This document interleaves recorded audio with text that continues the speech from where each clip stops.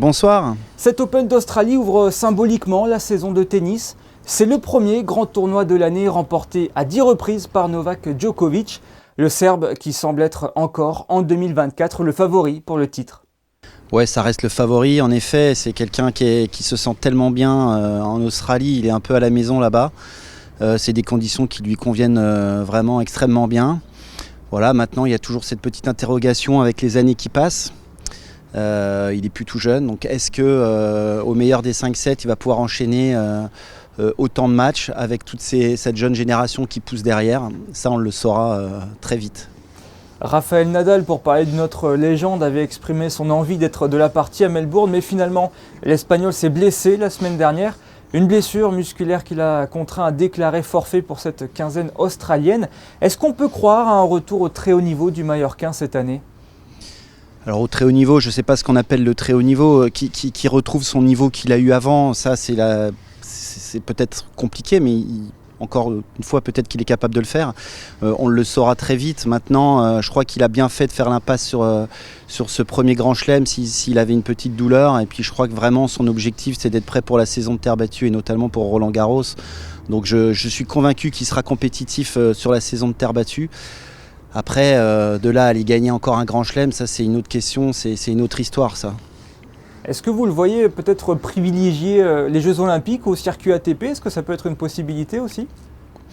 Alors je pense que son objectif c'est pas le circuit ATP, je crois que c'est vraiment les titres en soi, et je pense qu'en effet il va se consacrer sur et Roland Garros et les Jeux Olympiques. Et tous les autres tournois, toutes les autres compétitions qu'il fera, ça sera vraiment de la préparation pour lui. Alors vous avez parlé de la jeune génération lorsque l'on a évoqué Djokovic. Qui sont les favoris pour vous de cet Open d'Australie à part le Serbe? Et je vais vous demander aussi un outsider que vous voyez aller loin. Écoutez, il y a Sinner qui était quand même très en forme en fin d'année dernière. Holger Rune aussi qui peut aussi sortir son épingle du jeu. Il y a Daniil Medvedev qui est toujours très présent dans ce genre de conditions. Il aura fait pour Daniil aucun tournoi de préparation avant. Pour la première fois de sa carrière, il va commencer la saison par un tournoi du Grand Chelem. Alors, c'est peut-être un coup de poker mais qui peut fonctionner, il va peut-être être frais. Donc il pourra peut-être faire un gros résultat là-bas. Arthur Fils, le français, va pouvoir aller loin dans ce tournoi, pourquoi pas. Je crois qu'il a les armes pour jouer très bien dans ces conditions.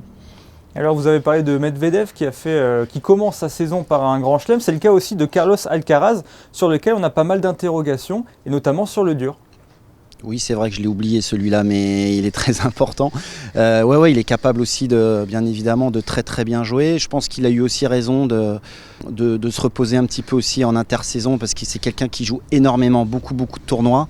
Et je pense que des fois l'organisme, on l'a vu, il est souvent blessé, donc il va falloir qu'il prenne soin aussi de son corps, et peut-être que c'est une bonne chose aussi qu'il ait privilégié la préparation plutôt que les tournois avant ce grand chelem. Et en effet, lui aussi, il a les capacités d'aller chercher ce titre.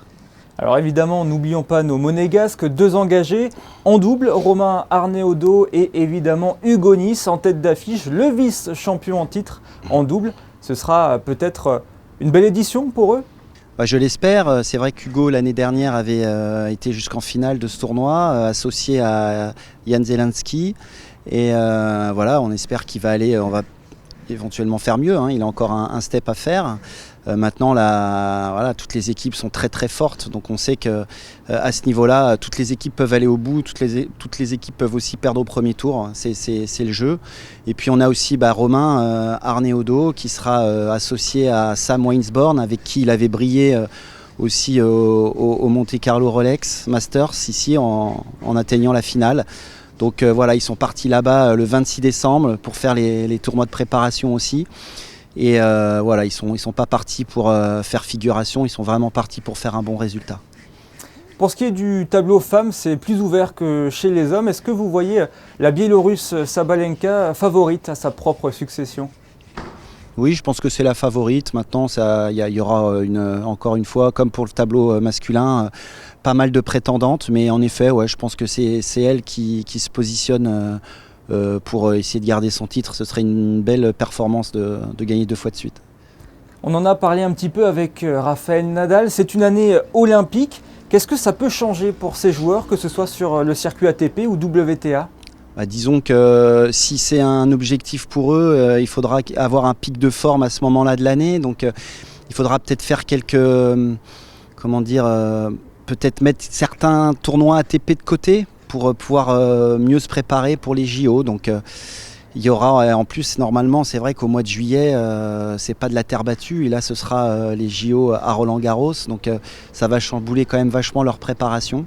Ça va être intéressant de voir comment chacun se prépare pour cet événement. Mais je pense que chacun aura sa petite sauce. Merci beaucoup Guillaume Couillard d'avoir été avec nous sur Monaco Info. Avec plaisir.